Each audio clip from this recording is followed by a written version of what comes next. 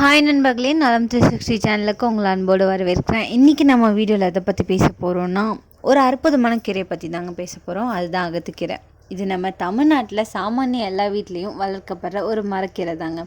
ஆனால் இதில் இருக்கிற மருத்துவ குணங்கள் நம்ம ஆச்சரியப்படுத்தும் அளவுக்கு சக்தி வாய்ந்தது. இது வெறும் கீரை இல்லை, நம்ம உடம்புக்கு ஒரு நேச்சுரல் மெடிசன் மாதிரி வேலை செய்யுது. எண்ணற்ற நன்மைகளை கொண்ட இந்த அகத்துக்கீரைக்கு எப்படி இந்த பெயர் வந்துச்சு தெரியுமா? அகம், அதாவது நம்ம உடலில் உள்ளே இருக்கிற எல்லா பிரச்சனைகளையும் தீர்க்கிறதால இதுக்கு அகத்துக்கீரை அப்படின்னு பெயர் பெற்றது. வருடம் முழுசும் இது கிடைக்குங்க. ஏராளமான நன்மைகளை வாரி வழங்குற இந்த அகத்துக்கீரை 2 வகையாக கிடைக்குது. ஒன்று வெள்ளை நிற பூக்கள் கொண்டது, மற்றொன்று சிவப்பு நிற பூக்களை கொண்டது.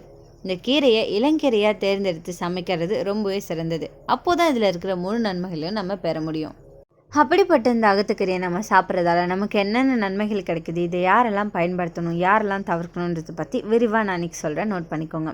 அதுக்கு முன்னாடி நலம் 360 சேனலை சப்ஸ்கிரைப் பண்ணாதவங்க சப்ஸ்கிரைப் பண்ணிக்கோங்க. மறக்காமல் பக்கத்தில் இருக்க பெல் ஐக்கானை ப்ரெஸ் பண்ணிக்கோங்க. வாங்க வீடியோக்குள்ளே போகலாம். அகத்துக்கீரை அப்படின்னா என்ன தெரியுமா? இது செஸ்பானியா கிராண்டிஃப்ளோரா அப்படின்னு ஆங்கிலத்தில் சொல்லப்படுது. இதுக்கு அகத்தி லீவ்ஸ் அப்படின்னு பெயர். இது ஒரு சிறிய மரம் மாதிரி வளரும் கீரைங்க. வெள்ளைப்பூ, சிவப்பு பூ ரெண்டுமே வரும். அந்த வெள்ளைப்பூவையும் மக்கள் அகத்துப்பூ அப்படின்னு சொல்லி உணவாகவும் மருந்தாகவும் பயன்படுத்திட்டு வராங்க.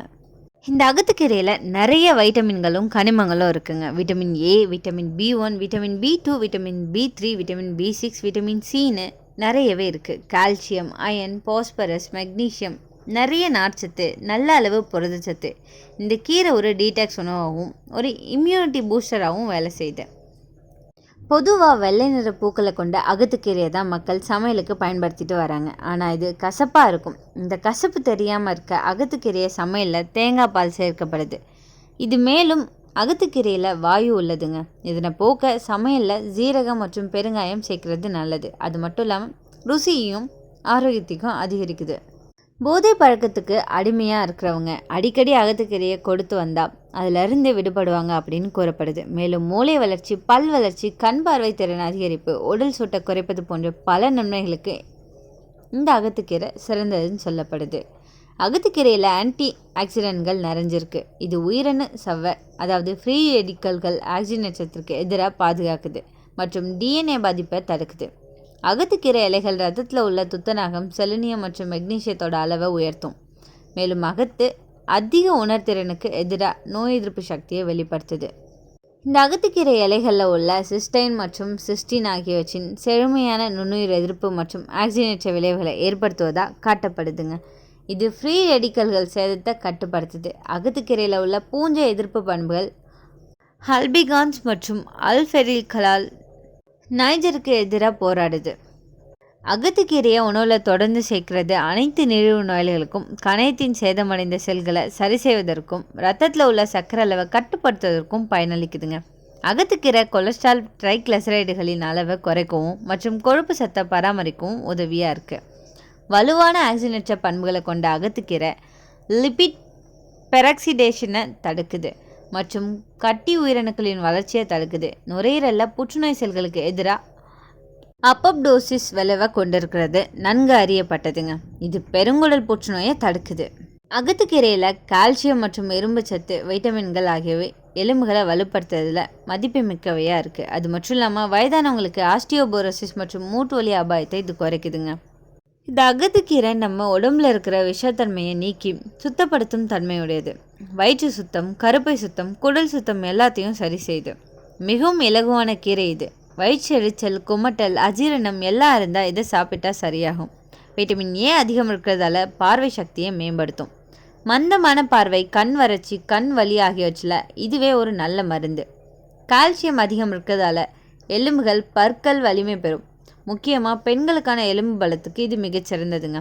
இது ரத்தத்தில் உள்ள நச்சுக்களை வெளியேற்றும். பிம்பிள், முகப்பரு, சுருக்கம், தோல் நோய்கள் எல்லாத்துக்கும் காரணமான இரத்த நச்சுக்களை வெளியேற்றுது. அதை நீக்கி தோல் பிரச்சனைகளையும் இது சரி செய்யுது. அகத்துக்கீரை பெண்களுக்கு பெரும் வரங்க.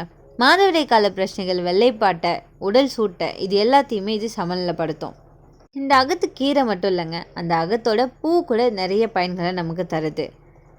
தலைவலி, உடல் வலி, காய்ச்சல் போன்ற பிரச்சனைகளுக்கு இது உதவியாக இருக்குது. பூவை வதக்கி சாப்பிட்டோம் அப்படின்னா உடல் சூடு குறையும். பெண்களுக்கான ஹார்மோன் சீராகும். மன அழுத்தத்துக்கும் தூக்கத்துக்கும் இந்த அகத்துக்கீரை சாப்பிட்டா ரொம்பவே சிறந்ததுன்னு சொல்லப்படுதுங்க.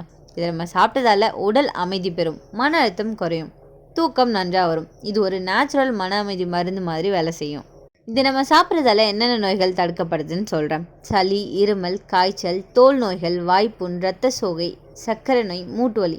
இதை தடுக்கும் சக்தி இந்த கீரையில் இருக்குது. முக்கியமாக இதை மிதமான அளவில் சாப்பிடணும், அதுவே உடம்புக்கு நல்லது. அகத்துக்கீரை நல்லது தான், ஆனால் அதிகமாக சாப்பிட்டா சில தீமைகள் உண்டு. உடல் சூடு அதிகரிக்கும், மாதவிடாய் காலத்தில் சிலருக்கு வலி அதிகமாகும். கர்ப்பிணி பெண்கள் தவிர்க்கலாம். தினமும் சாப்பிட்டா பித்தம் அதிகரிக்கும், அதனால் வாரம் 1 இல்லைன்னா 2 முறை சாப்பிட்றது போதுமானது. வேக வச்சு வதக்கி சாப்பிடலாம், பருப்போடு சேர்த்து கீரை சமையல் செய்யலாம்.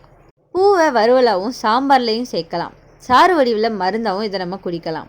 இது யாருக்கெல்லாம் சிறந்தது தெரியுமா? உடல் சூடு குறைய வேண்டியவங்களுக்கு, ரத்தம் சுத்தப்படுத்த வேண்டியவங்களுக்கு, தோல் பிரச்சனை உள்ளவங்களுக்கு, பெண்கள் ஹார்மோன் பிரச்சனை உள்ளவங்களுக்கு இது ரொம்பவே சிறந்ததுன்னு சொல்லப்படுது. இதில் சில முக்கிய குறிப்புகள் இருக்குங்க. இந்த கீரையை புதிதாக பறித்து தான் நம்ம சாப்பிடணும். மிதமான அளவு மட்டும்தான் உணவில் சேர்த்துக்கணும். வெயிலில் உலர்த்தி வச்சா நீண்ட நாட்கள் நம்மளால் இதை சேமிக்க முடியும். இப்போ உங்கள் எல்லாருக்குமே இந்த அகத்துக்கீரை எவ்வளோ முக்கியம்னு தெரிஞ்சிருக்கும். இது ஒரு சாதாரண கீரை இல்லைங்க, ஒரு மருந்து மாதிரி. நம்ம முன்னோர்கள் இதை தினசரி உணவாகவே எடுத்துக்கிட்டாங்க. அதனால தான் அவங்க நீண்ட ஆயுளோட ஆரோக்கியமாக வாழ்ந்தாங்க. நீங்களும் இதை உங்கள் வாழ்க்கையில் சேருங்க, ஆரோக்கியமான வாழ்க்கையை வாழுங்க. யாருக்கெல்லாம் அகத்துக்கீரை கூட்டு ரொம்ப பிடிக்கும்னு கமெண்ட்டில் சொல்லிடுங்க. இன்றைக்கி நான் சொன்ன விஷயங்கள் எல்லாமே உங்களுக்கு ஹெல்ப்ஃபுல்லாக இருக்கும்னு நம்புகிறேன். இந்த வீடியோ உங்களுக்கு பிடிச்சிருந்துச்சுன்னா லைக் பண்ணுங்கள், ஷேர் பண்ணுங்கள், மறக்காமல் நம்ம சேனலை சப்ஸ்கிரைப் பண்ணுங்கள். அடுத்த ஒரு அற்புதமான வீடியோவில் சந்திக்கிறேன். அது வரைக்கும் பை.